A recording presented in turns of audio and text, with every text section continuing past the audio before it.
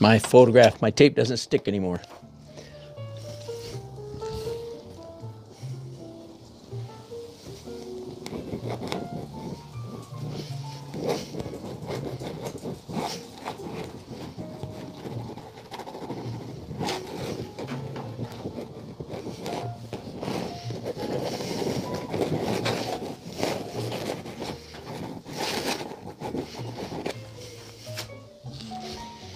Hey, hello friends, thank you for joining me again today. Don't know if you caught me earlier, that's all right. I am changing gears, switching from acrylics to oil. Daily art adventure number 572. It's all shtick. It's just all shtick. That's all it is. So, again, working on the big painting. Hope my broadcasting, quality of my broadcasting is okay. Anyway, where do I go from here? Well, first of all, let me tell you what I've done. I did a bunch of stuff while you weren't looking, of course. I glazed with liquid. Now, I learned something. Glazing a canvas this big, I used nearly a whole bottle of 250 milliliter. I've got this much left. I got about a tablespoon left. It wasn't quite full, but it was mostly full, and now it's mostly empty. So there you go. Just glazed the whole thing, of course, darkened the bottom quite a bit of warmth in here, and quite a bit of pink permanent rose up there and in the crepe myrtle trees.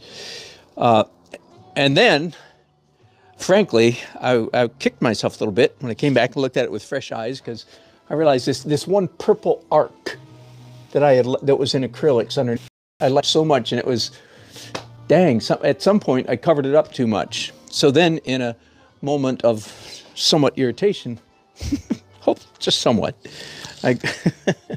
not extreme, just mild, you know, artistic irritation, I took some of these paint sticks and made marks like that. And then, okay, since I'm on the subject, and then I took a rag that has a little bit of terpenoid in it and just made those marks a little more painterly instead of crayon-ish. Anyway, so that's what I've done. So I am to the point where I'm going to start drawing with pencils. Now, at this point, you know, in my list, my 30 steps of painting, it's really 15, 16 with intermittent messiness in between each one.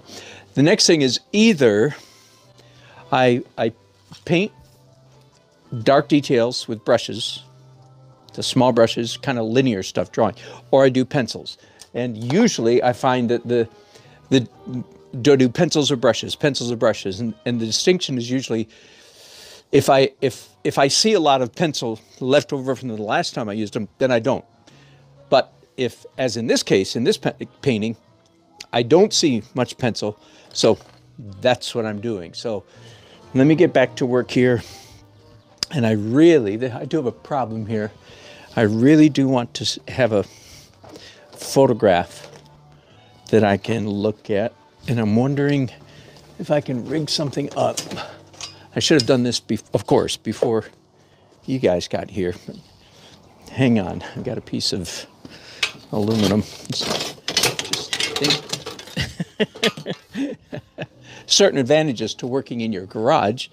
You have garage-like stuff around. Now, can I find the masking tape that I was using earlier?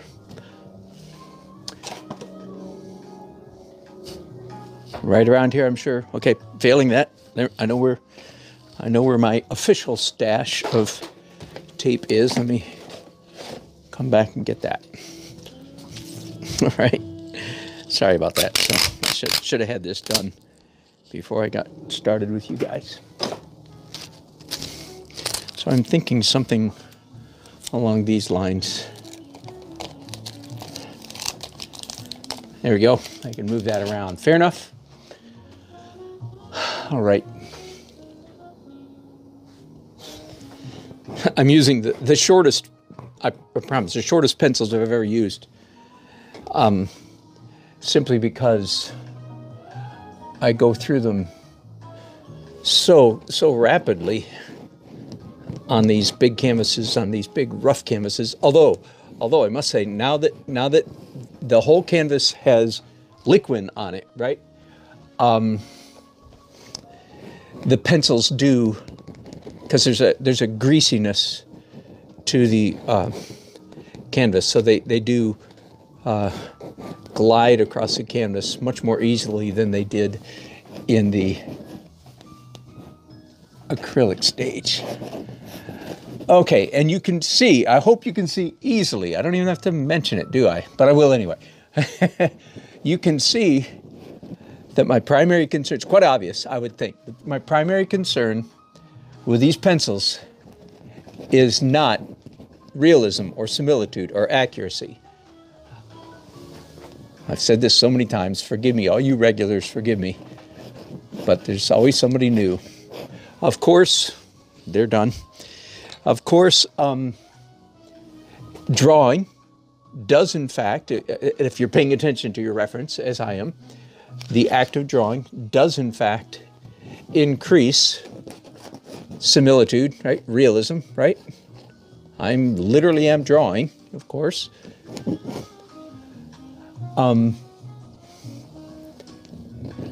But you can also tell by the way, the manner, the way that I'm moving, the kind of lines that I'm leaving, it's quite obvious that my number one concern is not realism. I mean, look at the painting. The drawing is done. I don't need to do pencil in order to achieve a higher degree of similitude. You with me? So why am I doing pencil then? Well, because in fact, I do achieve slightly higher degree of similitude, but the main reason I'm doing it is because I like the texture. I like the marks that it leaves. Blah, blah, blah. You guys, if you're a regular, you've heard that. All my regulars are yawning, taking a bathroom break, going making a sandwich, whatever. Say, yeah, he says this all the time. Blah, blah. I wish he'd say something different. Got it. So.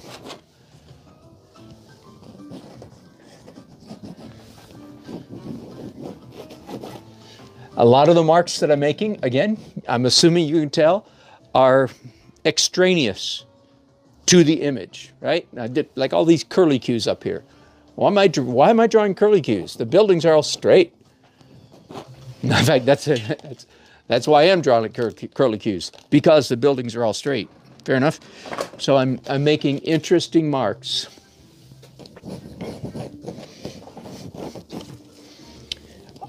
I am still. Whoa! Whoops! Here goes my easel again. Whoop! And there goes my.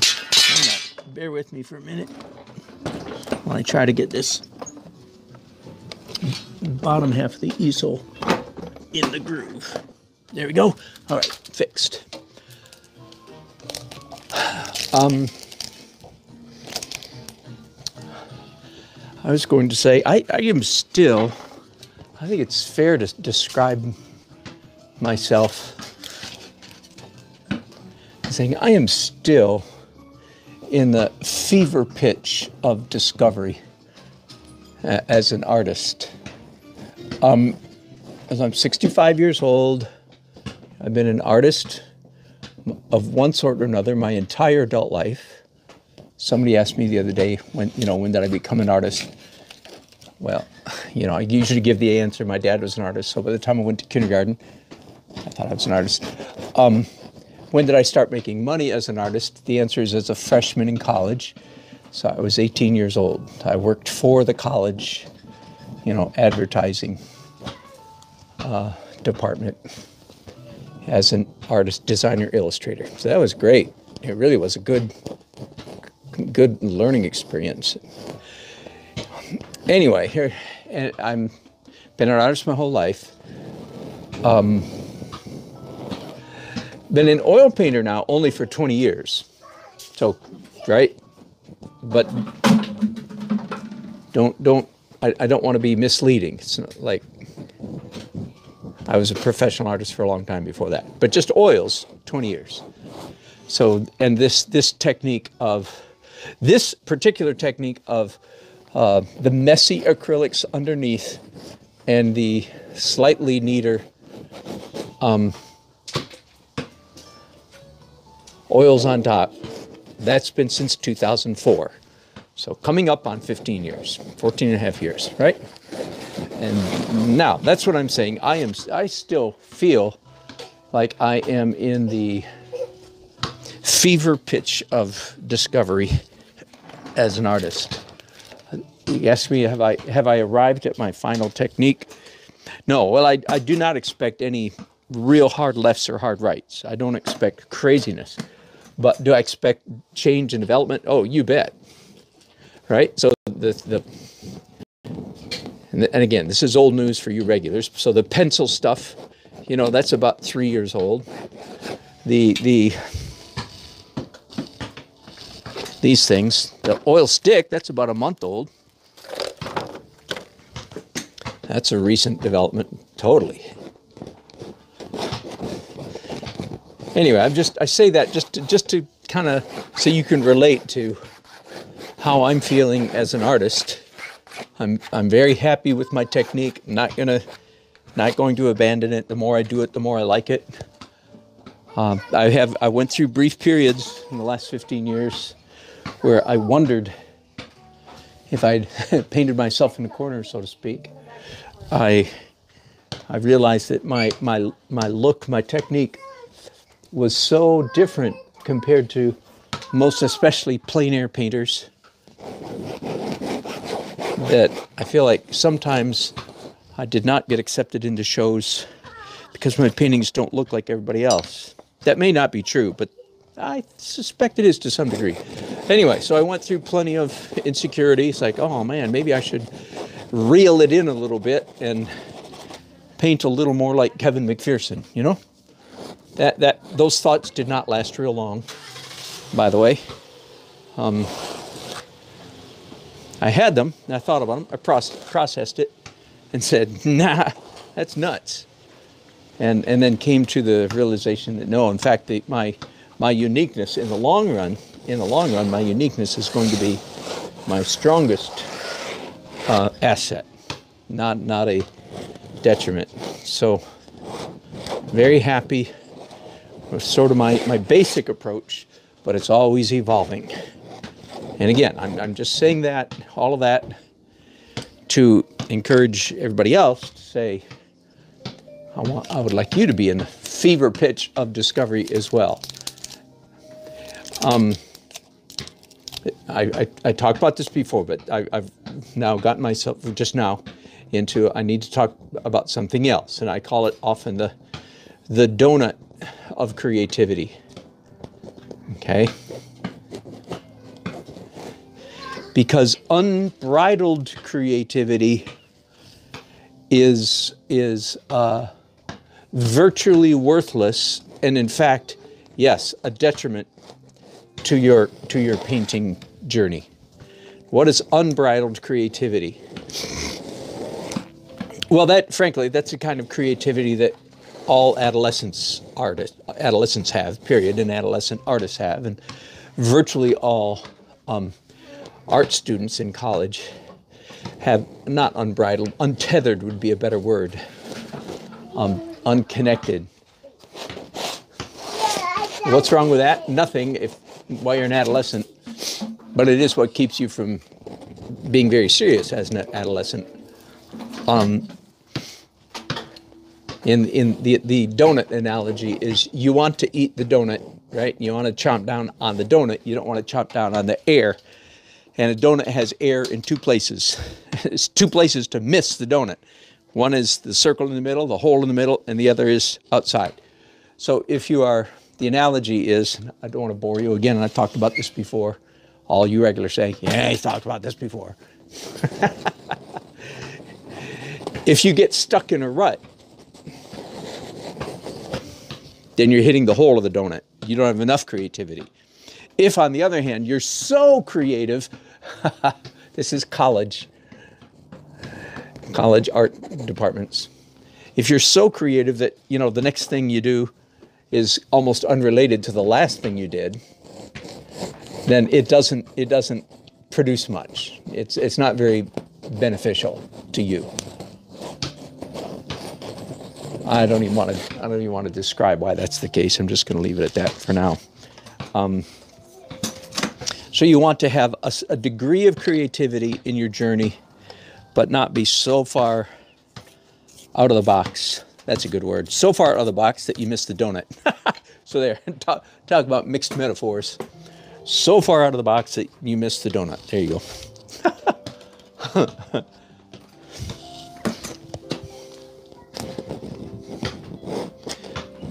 Anyway, so again, I think my main point was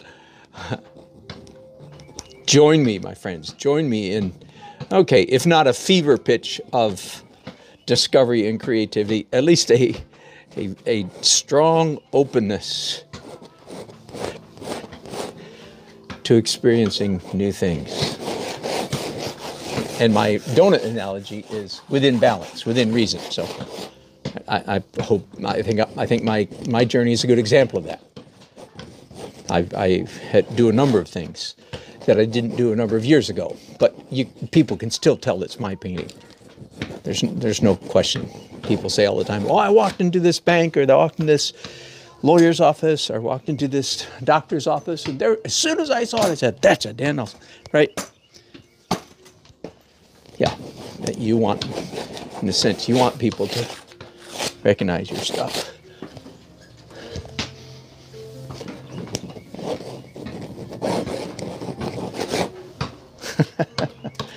Is that loose enough for you? Oops, a little bit more. Forgive me, I'm leaning over here to sharpen my pencil again. Pencils.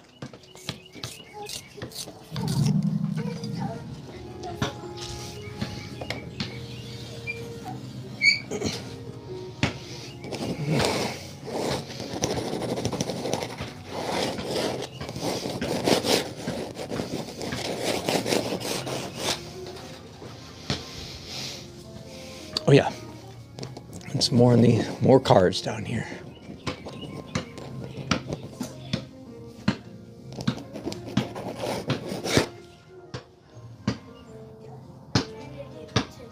All right, I think I'm done with that. Most of what I just did, of course, is just scratchiness, just adding texture, interesting texture. The marks need to be pleasant. All that messy stuff doesn't work if the marks are hesitant, henpecky, etc., etc. All right, I think I'm done with the pencils.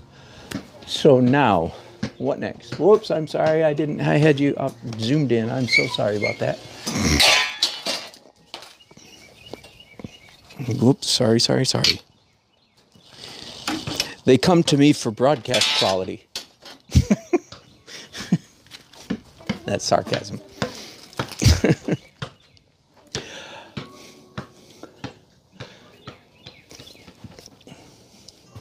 Okay, next thing is dark details, smaller brushes again. Wow, both of these brushes are pretty gummed up. They're the size I want, but they need some cleaning before I can use those. I love these long-handled brushes. The only company that I know that makes them anymore is Rosemary. I think they make long-handled ones. I have one of theirs. All right, so the job now, the task at this point is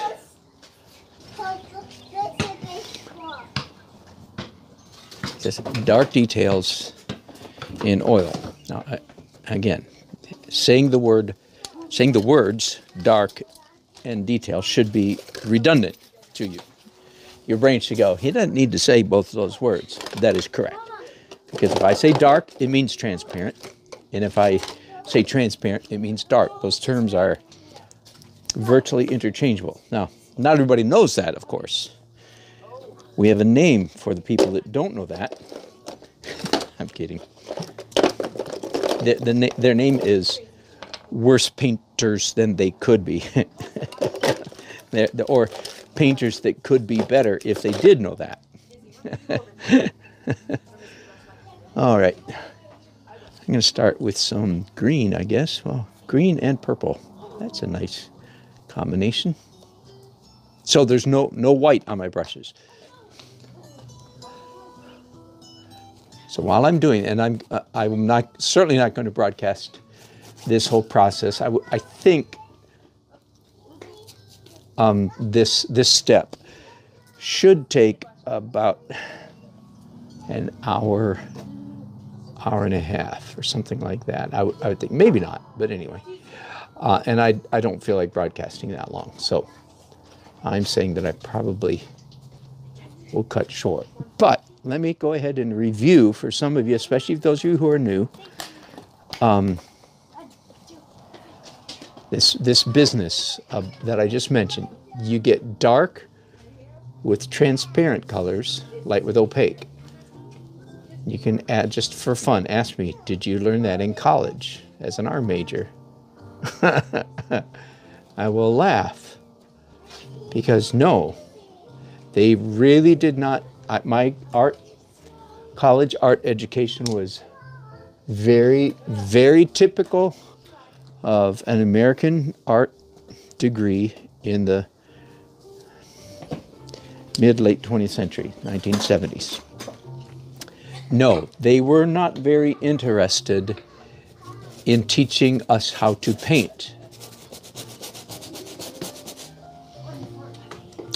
Only my fellow art majors will issue a hearty amen at that point. The rest of you are going, what do you mean? They didn't teach you how to paint. The answer is they were not interested terribly much in teaching us how to paint. Here's why. Because at the time that I was in college, mid-70s, first of all my professors had graduated from, as far as I can remember, they'd all graduated from major universities. This is up in Michigan, so, you know, there were several University of Michigan, so on. So even back then, the universities were dominated, the art departments were dominated by a philosophical worldview that eschewed, I'll let those of you who don't like big words just bid a fond adieu right now. They eschewed beauty. Beauty to them was passé, out of date.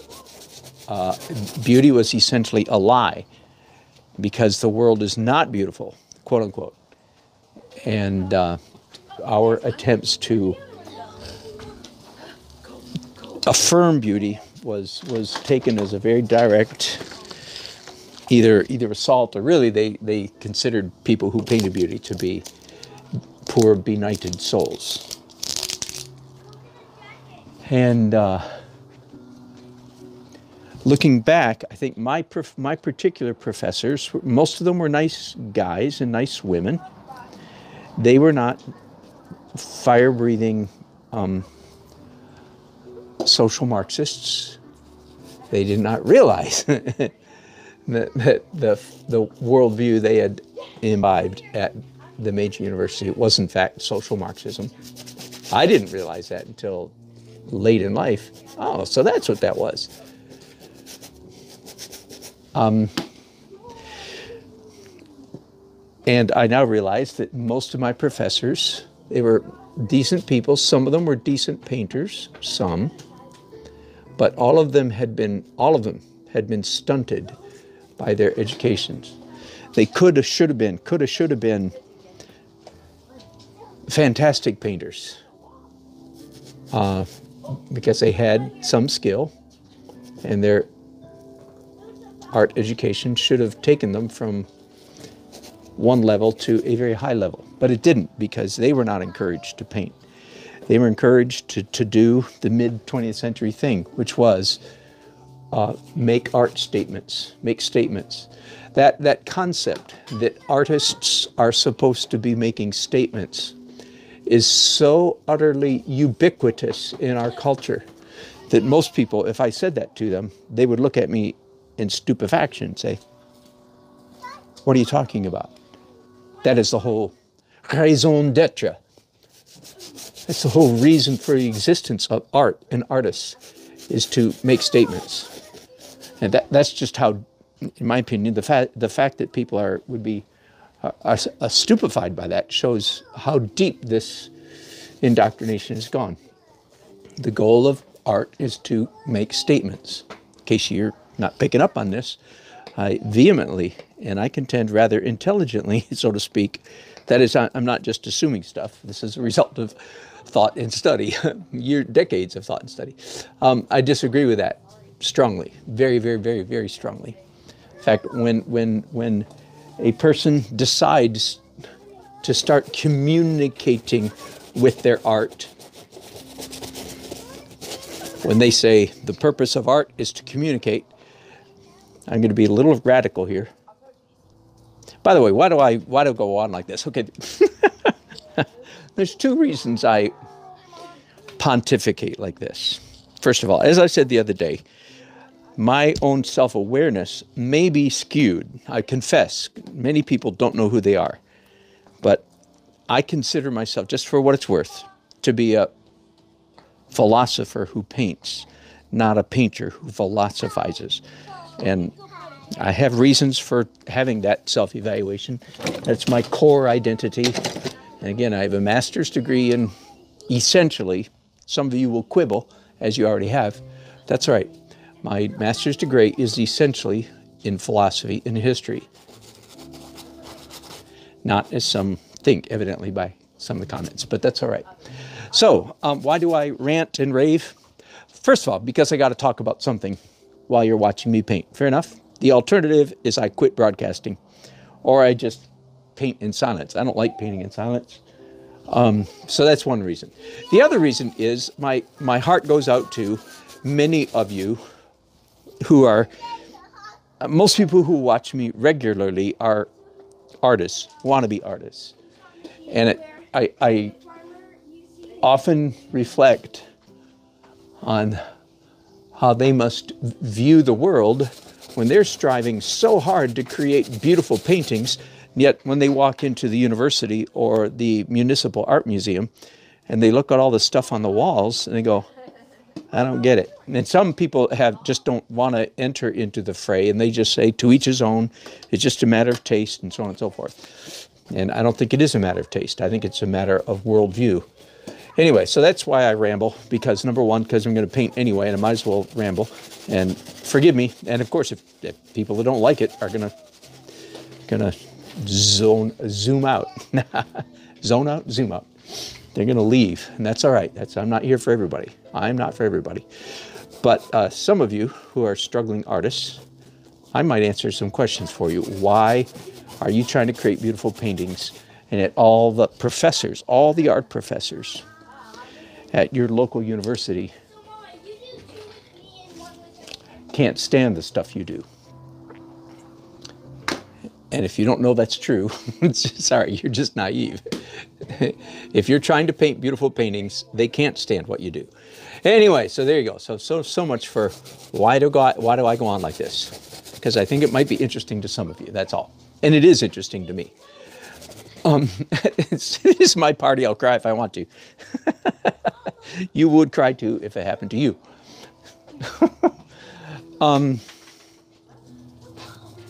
So my professors, looking back, I realized that they were people who liked to paint, mostly. For the most part, they were not philosophers. So when they went to the major university art departments and imbibed of the atmosphere and the spirit and the prevailing philosophy at those art departments, they were essentially ill-equipped to rebut or to deal with. So what I got in college was basically major, even it was a small college, it was basically, you know, like U of M rewarmed, okay? That's basically, my art education was University of Michigan art philosophy secondhand. And I don't in a way, I don't blame my philosophers. In a way, I don't blame my professors, because nobody's everybody, and they weren't called to be philosophers if they're not, right? Nobody's called to be something. Nobody's responsible to be something that they're not. And I sometimes think, well, I should just be nicer to them. And I've talked about this before. Here's what finally tips the scale toward not being so nice. And I'm trying very much to be fair, but here's what tips the scale. Was, along with me getting, University of Michigan art, culture, philosophy, worldview warmed over, I was also hit with quite a high degree of arrogance, but from my professors.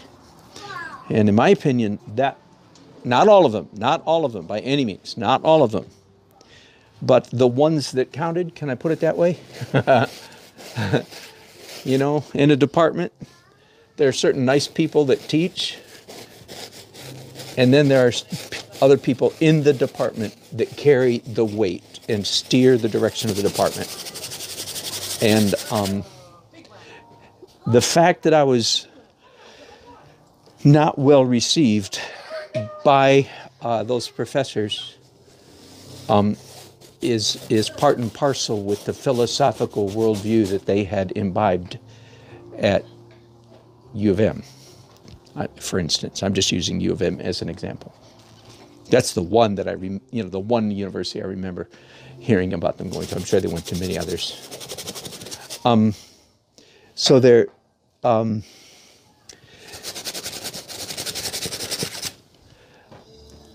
do I mean by that? I can flesh that out a little bit. I was one of these, as you can probably imagine, I was one of the students who struggled in this environment, an environment which eschewed technical skill and beauty. By the time I got to being an art major, I'd already been working for 2 years, as a professional artist. My dad was a good painter. I'd been an artist, so to speak, since I was 5 years old. So my twig was bent. And my bent and their worldview were a head-on collision. So my relationship with the university, with my professors, was tenuous at best. They were not terribly thrilled with the way I work. I got many, many snide comments. No, maybe not many. Let's try to be honest. Several. I got several snide comments. So, you want to be an illustrator? Is it an illustrator you want to be? You want to be an illustrator? And it probably was, you want to be a damned illustrator? That's probably closer to the quote. Okay? And that was said with a curled lip and tongue. So anyway, I was not well received. Had a lot of skill, and that's what one of the things they didn't like is because I kept falling back on my drawing skills. Now, when I finally graduated, I have to admit, I don't know if it's to my shame or to my everlasting shame, or to my credit, I don't know which. In order to graduate with honors, which I did, I sort of compromised, and I ended up doing a body of work that they were very proud of. In fact, only of the 36 art majors that graduated that year, only 2 of us received purchase awards. That is, the art department bought 2 paintings. One of them was mine. So, in a sense, they won. I acquiesced, I caved in, I did a bunch of analytical, be the best word, a bunch of analytical stuff that satisfied their worldview. And in a way, I was proud of, that I was able to finagle a way to succeed, to get through this difficult season. But in hindsight, I'm not sure. Anyway, in much hindsight, no, it took me decades to recover from a highly dysfunctional art major. And I say all of that because many of you are going to have the same, had the same experience. And if I can keep some of you young people from majoring in art, that would be a worthwhile accomplishment. unless you want to be teachers, unless you're going to art education. That's a different matter. But until the universities change their worldview, if you want to be an artist, steer clear of the university. There you go. So that's part of what I'm saying, but mostly I'm helping some of you understand. Wow, I always wondered why, you know, I'm trying to do beautiful paintings like Dan Nelson, so to speak. You know, like I'm not talking about me, I'm talking about our world, right? Oil Painters of America, we're all doing beautiful paintings, and how come the university and the museum in my state, we might say, doesn't have anything like what we do in the museum? No, so that's one of the questions I've just answered in a rambling way. So Vincent, you asked me earlier if I was okay. I seem to be talking a lot about my past today. I am perfectly fine, my friend. Maybe I'm in a retrospective mind. It seems to just be happening accidentally. I don't think the sign of anything, any serious departure from past patterns just happens. Okay. Plus, I'm going to talk about something while I paint. And again, whenever I go on this little tirade, if you call it that, I always get art majors who comment and say, "Yep. That was exactly my experience. Everything you said is true." So partly, it's just a little bit for those of you who are not art majors, who don't have any idea about that world. There you go. So now you've just got a little exposure.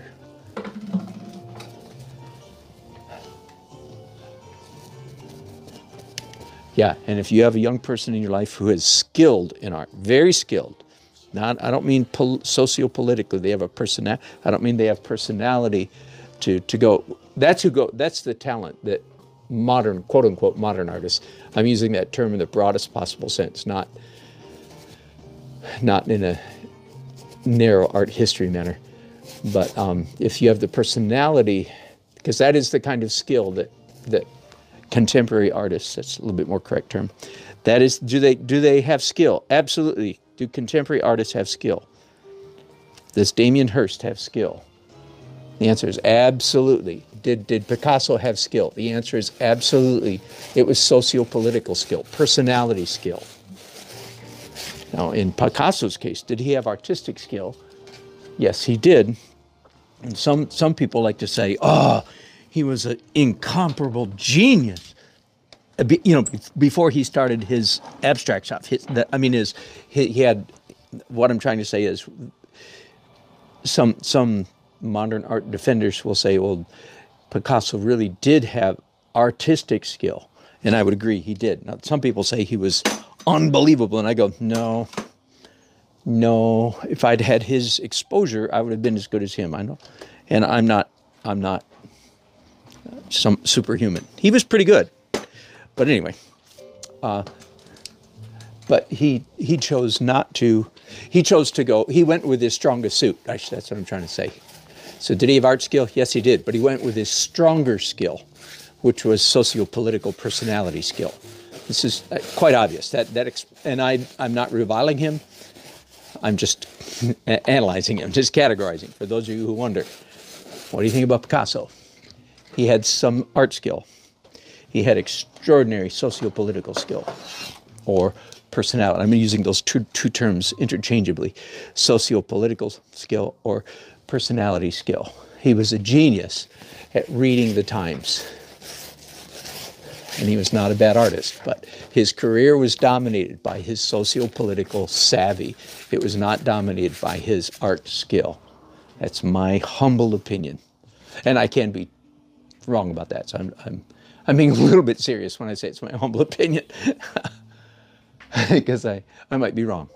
All right, well, how about that? I talked my way, pontificated my way all the way through my pencil phase stage and my dark detail. So I'm done with that. So theoretically, the canvas the painting is as dark as it's going to get at this moment. From this point, everything gets lighter, in theory. Now, I can cheat, of course, but in theory. And that feels about right, because when I look at the painting here, it's okay, it's a little bit dark. And that's basically where I want it to be. All right, so that isn't taking too long, has it? Let's move on then to the fuzz layer.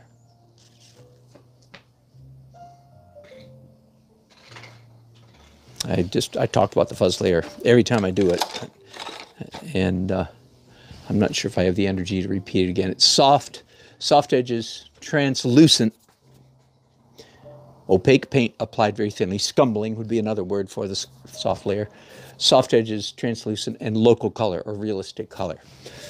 And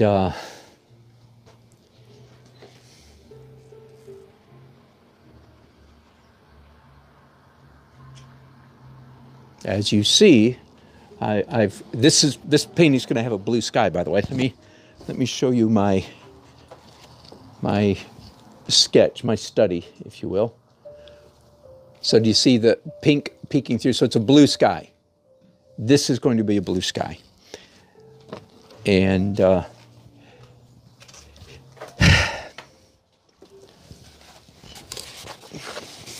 yeah, I think I'm ready to go on. I'm trying to think, do I need to take a break? I know I would be boring some of you to tears, but that's not how YouTube works. Long before you get bored to tears, you turn off or switch to something else. Hey, I know how this works. So I can't be boring anybody to tears, because they have long since said sayonara. I said that word yesterday, isn't it funny? And then I said, isn't it funny that how different words cross over into other languages, from one language to another, you know? Like, why in the world did we pick sayonara? Means goodbye, or so long, and it even has a connotation. I don't know if it means this in Japanese, but it's kind of see ya with an attitude, right? Sayonara, baby. It's hasta la vista, baby. I don't know. It is funny. Okay, so let me make an announcement. Nothing. I'm just talking about painting. There is no white oil paint on this canvas yet. And as you know, white is the color that traditional oil painters use more than any other. And I am no exception to that. There's no question. Here, let me show you my palette real quick so you can just see. I just put out 5 little piles of white, and I already had one. First of all, again, review. Let me straighten out my tube so you can see it. Review. I use Alkyd. That means fast dry. You see that? Winsor Newton, Griffin, Alkyd titanium white. It means it's a fast dry titanium white. So I like that quite a bit. And here's my palette. It's glass. It's got gator board on the back that I painted this brownish color. It's a little redder than I would like it, but it was close enough. I just built this myself. Got the glass cut by a glass company. This is aluminum edge. I put it together myself, and I like that quite a bit. That's my system. Oh, and so here's my piles of titanium. I had that there already. 1, 2, 3, 4, 5 piles, so that I don't cross-contaminate colors. That's the reason for that. And part of the reason I'm showing that to you is to make the point that I use more. Hi, Cherise. I use more white than just like all artists, if you will. I use more white than anything else. But the way my painting is, where my painting's at right now, there is no white oil paint on the canvas. And I say that partly just to point out that, if you will, a successful acrylic underpainting. And of course, an oil glaze. Because the painting is not too far from its final overall color palette. Make sense? It's pretty close to real. Even though there's no white paint in it. And white is the color most of us, and myself included, use more than any other. Okay, so I'm going to start my fuzz layer. I'm still trying to get I'm using titanium white, this fast dry titanium white alkyd, and phthalo blue. That's all, pure phthalo blue, which is certainly my main sky color.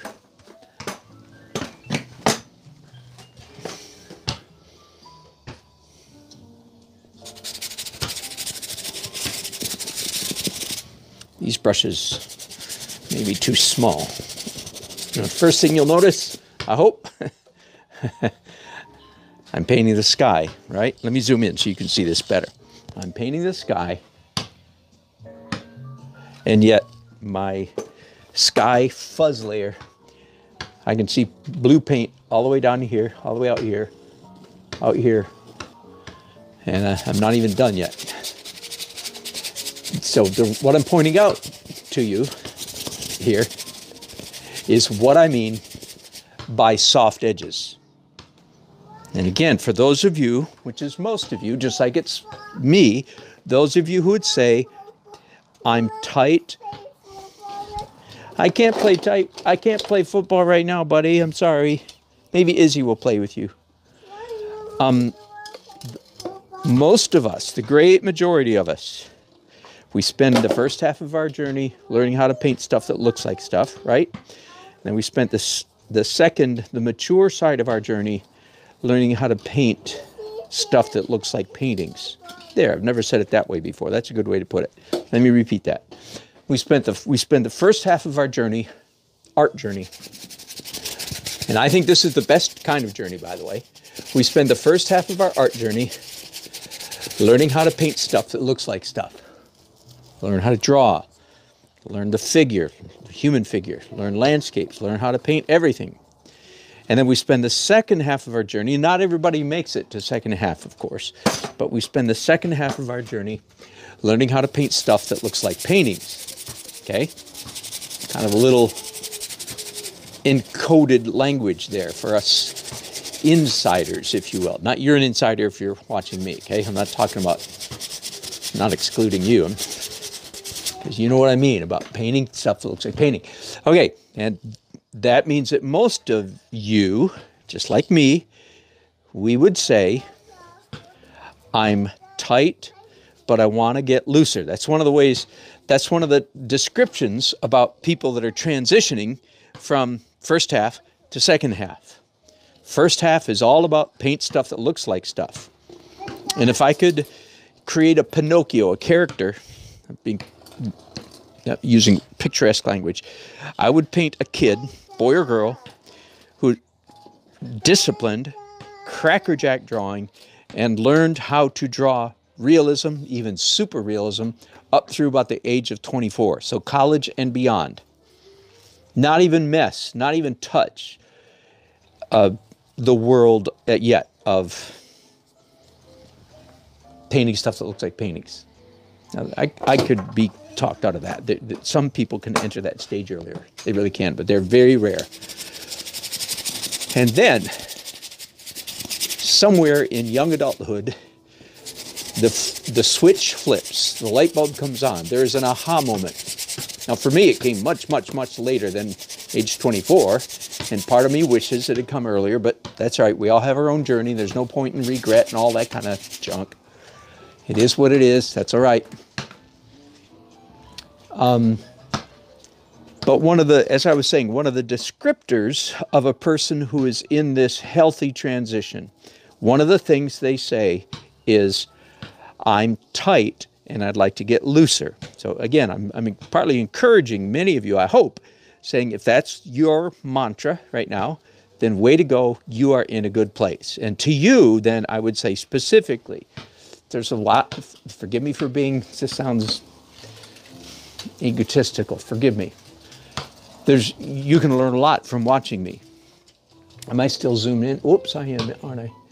Sorry about that. That's the problem with zooming in, is I forget to move you around, but I'll leave it zoomed in for a minute. Okay, what do I mean? So I'm painting sky, but I had light blue paint on my brushes, opaque, right, white in it, but my sky I see a streak that goes all the way to here. That's a good, and it came from up here, that's a good 7 inches. That's a big painting, of course, so you have to adjust for the size of the painting. But that should be some encouragement to some of you, because again, most of you would say, "Oh my gosh, I would never have the nerve for my edges." So this is what Richard Schmid calls edge control. You have to know when to do hard and when to do sharp. Are you with me? I never heard the term edge controls till I started reading his book about 2 years ago. And then after I read the book, then I hear it all over the place. You know how that goes. Okay, so Richard Schmid, it's what he would call edge control. And here's my mantra, my commentary on the subject of edge control. Here it is. You ready? Almost impossible, virtually impossible for a painting to have too many soft edges. Extremely likely, conversely, extremely likely for a painting to have too many hard edges. And again, so there you go. Who am I describing? I'm describing those of you who are in your transition from first half of life to second half of life. Art life in this case.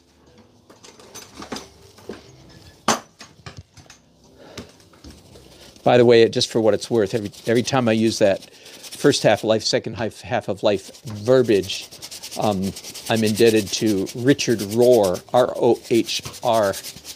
Probably very few of you will know him, but for the few who do, you're saying, "Do you know that you're using Richard Rohr language?" And I go, "Yeah, I do." You know, he's a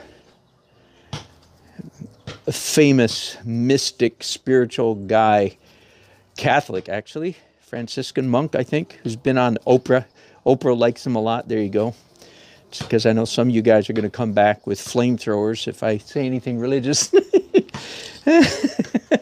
And thereby proving, anyway, never mind, the balance of your character. Anyway, so when I talk about first, second half of life, you can look him up. He was talking about life, not art life, but it is a pretty interesting correlation.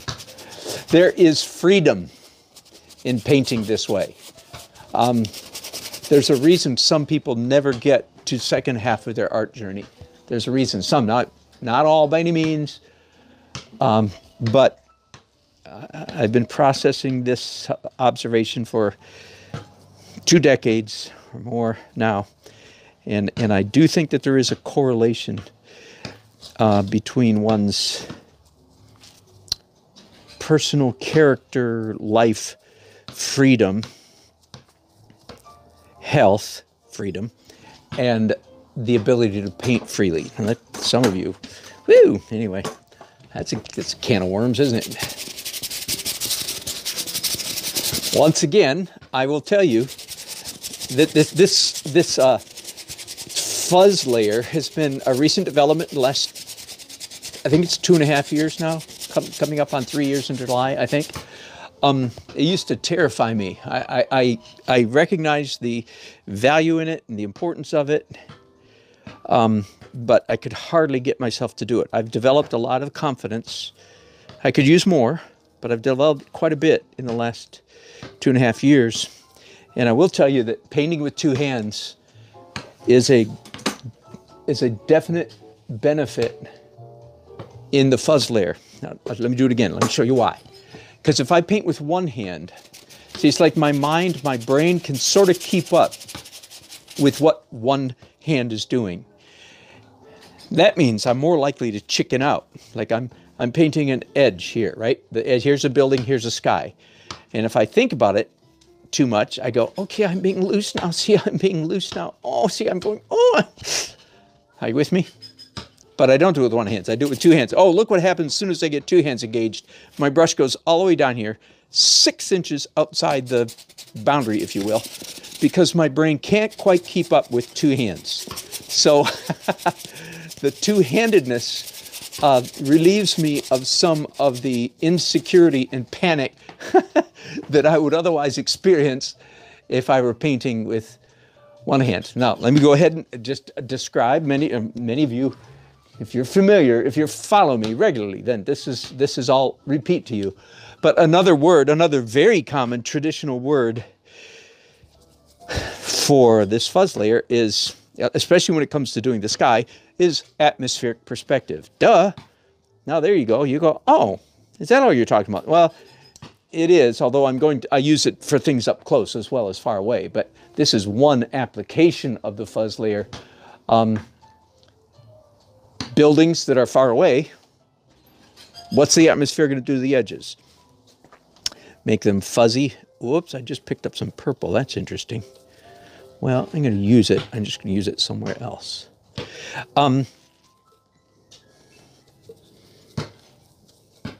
Buildings far away. Now, let's talk about that for a minute, because I have over here somewhere, I have a photograph. Where did it go?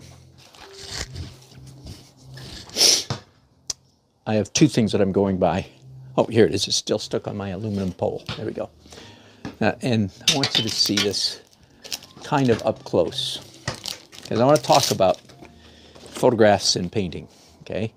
Now, am I at the right distance for you? Let me get over here. Hold it still. All right, there I am. That's about right. You can see the edges of those buildings against the sky. Take a second. I'm going to hold it there. Look at it carefully. Look at all these edges. And I know some of them are kind of, you know, bluish and light, so there's not. But look where there's a lot of contrast. Here, white against blue, red against blue, beige, tan against blue, right? Your eye is seeing, rightly, that all of those edges are, frankly, razor sharp, right? You with me? You see where this is going? So there are many among us, and today, what am I calling them? I'm calling them first half of lifers, first half of the journey. Many among us look at that photograph and say, well, Dan, I don't get what you're talking about. When I look at that photograph, or when I stand downtown and look at the buildings, my eye looks at the edge, and that edge is razor sharp. So, doggone it, that's why I'm going to paint it. And I smile, an arrogant, you know, old professor, my child. You know, I'm kidding. I hope I'm kidding. I am kidding. I have respect for everybody. Respect for everybody. But I recognize in that kind of observation, I recognize somebody in the first half of life. Okay, let me repeat. First half of the journey, you're learning how to paint stuff that looks like stuff. Right? Second half of the journey, you're learning how to paint stuff that looks like paintings. Now, Monet, 120, 30 years ago, the master, he really schooled the human race. He and the others, but he more than any of the others. He schooled the human race. He said, you guys are painting wrong. That is not how the human eye sees the world. And he was right. Let me hold this picture up again. I do this often when I'm teaching live class. Okay, now hold this painting up again.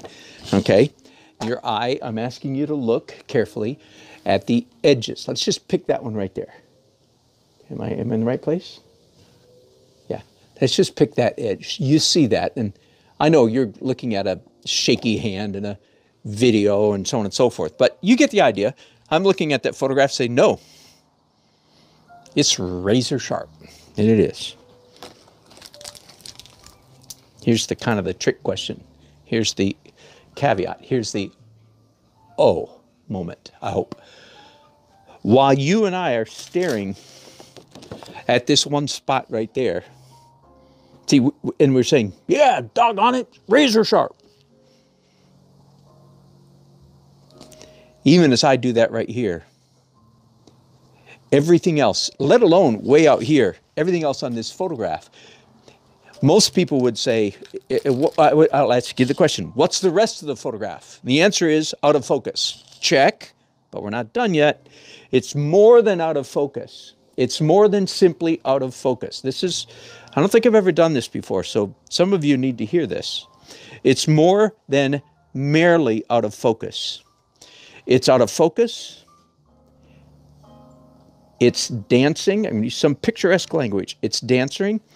Colors are interposing. They're trading places.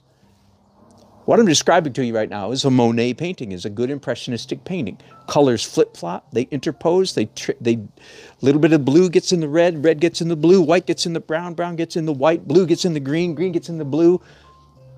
Are you with me? It's more than just out of focus. It's more like wiggly jiggly. Why? Man, because of the way your eye made, because your eyes are designed to keep you alive, and if you're alive, they've done a smashing job of keeping you from getting run over by a Mastodon or a Mack truck. Your eyes do that by wiggling and jiggling. Your eyes are almost, it's hard, nearly impossible for you to keep your eyes still. Virtually impossible.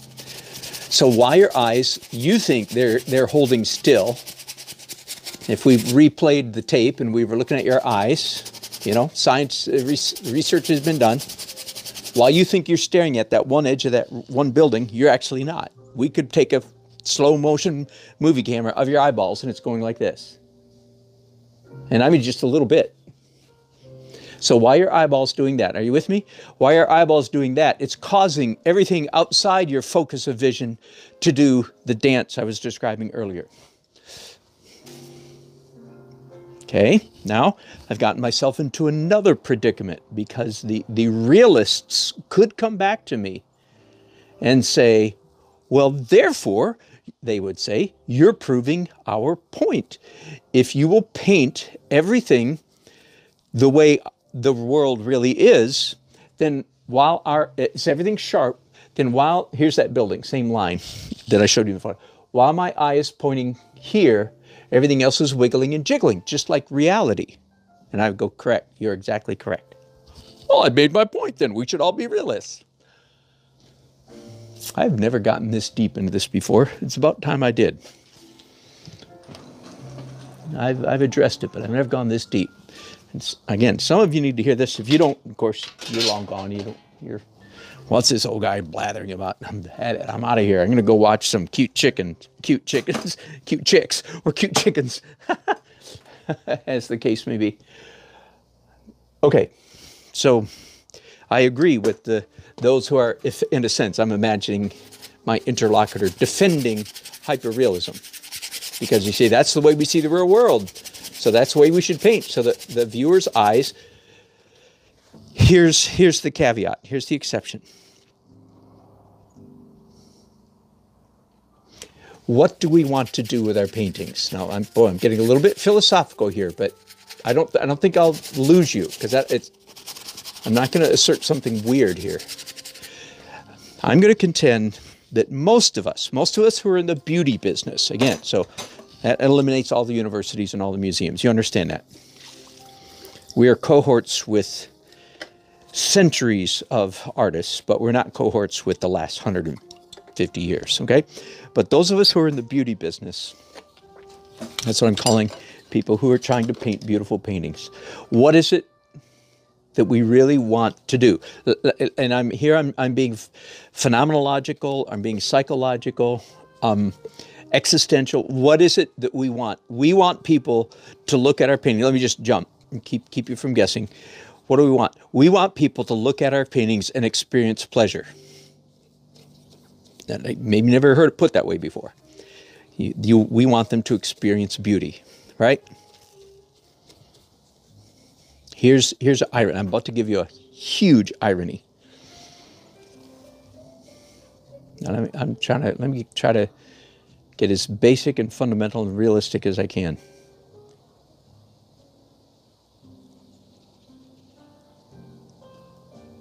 People are moved, that is, they experience pleasure, aesthetic pleasure. People are moved when the painter moves them.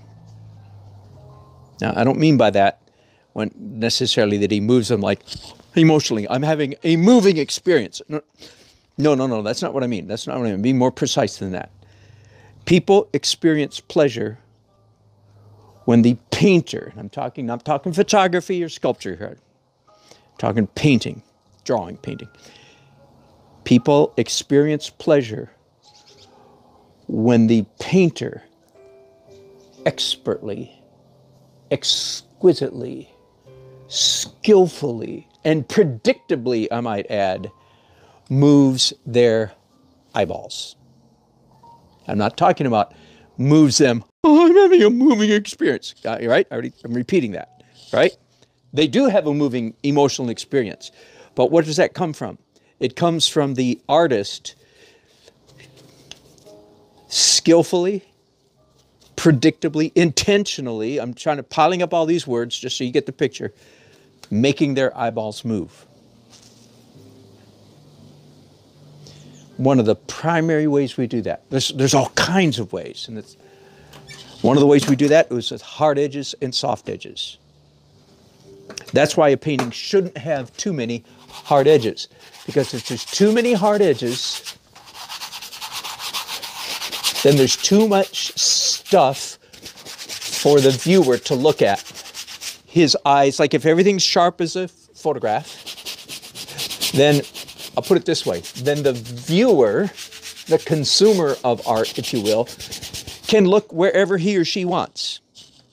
Now that, to you and me, that sounds like, well, that's what I want. I want to look where I want. I don't know why I have to go into a mocking tone. Forgive me, I'm just trying to, among other things, trying to make this interesting. So I go into various character or character assassination voices, as the case may be. At least I recognize when I'm being nasty, so that helps it take the sting out. I'm being nasty. They say, oh, I want to look wherever I want to look. And that's what realism does. It invites the viewer to wander, for their eyes to wander across the canvas, let's say, wherever they want. And in most of life, being manipulated is not a good thing. Yeah, so here's the irony. I don't want to be manipulated either. If I go to buy a used car, man, I don't want to be manipulated, right? If I go here, turn on TV and hear political speech, I don't want to be manipulated. That's true. I don't want to be manipulated. You know, I turn on the news, I don't want to be manipulated. I want just the facts, quote unquote, all kinds of stuff. In most of life, in interpersonal relationships, oh my goodness, manipulation is the death of healthy relationships, right? Right, of course.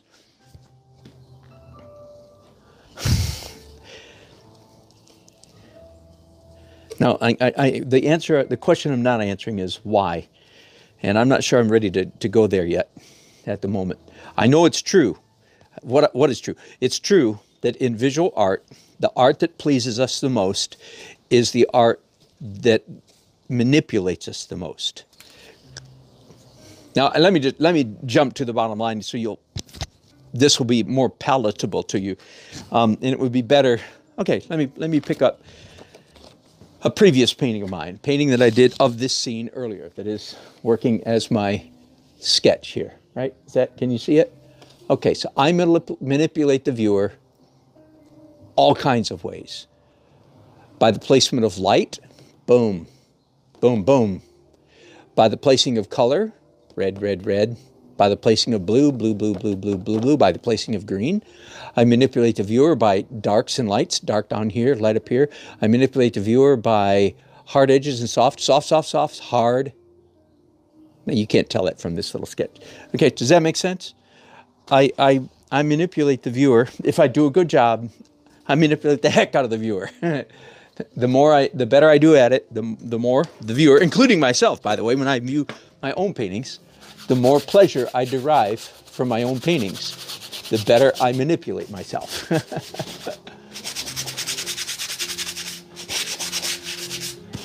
So there you go. That's one of the reasons, if you will, why hyperrealism doesn't float my boat. Why I don't think it is the be-all and end-all of good artwork, and why most people's journey consists in two phases. Number one, learning how to paint stuff that looks like stuff. Second half, learning how to paint stuff that looks like paintings. Learning how to paint paintings that looks paint stuff that looks like paintings. I said it the right way. Does that make sense? Somebody out there needed to hear that. Those of you who didn't, you just suffered through it for no reason whatsoever. I wish you well.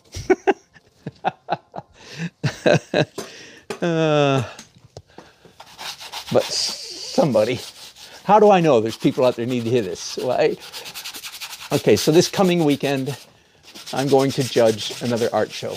Okay, I'm going to see 300 paintings. And I'm going to pick first, second, third. I'm just telling you, I'm just making the point. And that through a number of other ways. My painters group that I meet with every month and I love, good friends, I love being with them. They keep me in touch with where people are at, so to speak. Forgive the grammar. If my mom's listening, she would wince at my horrible usage. She would say bad grammar. The professors would say bad usage. I know just enough to be dangerous, but all that junk. All right, so that was quite the tirade, wasn't it? But it gave me time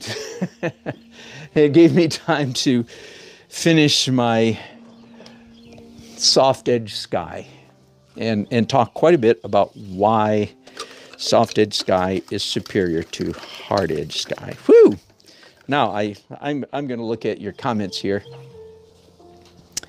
And I do not know how my broadcast has been doing. I hope it's been doing all right. As you know, not much I can do about it. Let's finish up this broadcast. I might paint on my own a little bit more tonight, but not too much. Got some serious practicing to do. Am I in your screen? Yeah, I am barely. Okay. Dennis Redmond. Good to hear from you, my friend. Thank you for the nice comment. R. Taylor, what are you using as an easel? Okay, hang on. Let me give you an earthquake ride. Okay, hang on, you guys. I'm going to pick you up, and I'm going to take you around back here and show you show you this easel. And it's going to be shaky, but that's the best I can do. So that's it from the back. I built this box because at one time this held a car battery to operate my lights. Now I have lights that don't need a car battery, so now it just holds various supplies at the moment, a few electronics. Here's the main part of the easel, is this cantilever counterweight system. These are 10 pounds each, so that's 20, and these are about 25 pounds. So I think I have 45 pounds of counterweight. Now, these did not come with easel. What came with the easel are these bars right here. And you put on as many as you need to counterbalance the weight of the size of the painting that you're using. So that's why, because I do such large paintings, I built, added these elements years ago. It's a Sanye easel. I don't know if you can read this or not. Sanye Professional 2. I don't think Jerry's sells them anymore. I got this from Jerry's. Now there's a whole bunch of things that I have. Like this is a patio umbrella holder. Down here we have outriggers for when I take this outside on the street. It has legs that go out either 1.5 feet or 3 feet in each direction to keep me from blowing away. And there's what the back of it looks like. So thanks for asking. And that's also, this is a custom built stretcher frame. It's made out of regular lumber purchased at, any home building supply. So there you go, R. Taylor. Thanks for asking. Let me put you back on your stand now and end the earthquake ride. Now, where are you pointing at now? Are you okay? I think so. All right. Thanks for asking. That's the first time I've given a tour of that. So glad you asked that, R. And Rick Charlotte says, I'm learning from you all the time. Thank you, Rick. I appreciate that. And good. Rick, you found my steps that are on my YouTube channel. on my YouTube channel, in the community section. Okay. Hey, Andreas, that looks like a new listener, a new watcher. Thank you for having. Good to have you on board. And Franz, another new listener.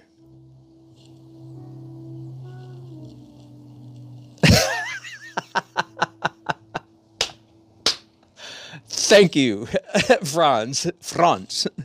He says, for your information, Dan, I tune in not to watch you paint, but to listen to your unilateral discussions on Nelsonian philosophy. Well, thank you. I am humiliated and humbled, both. Thank you very much. I appreciate that.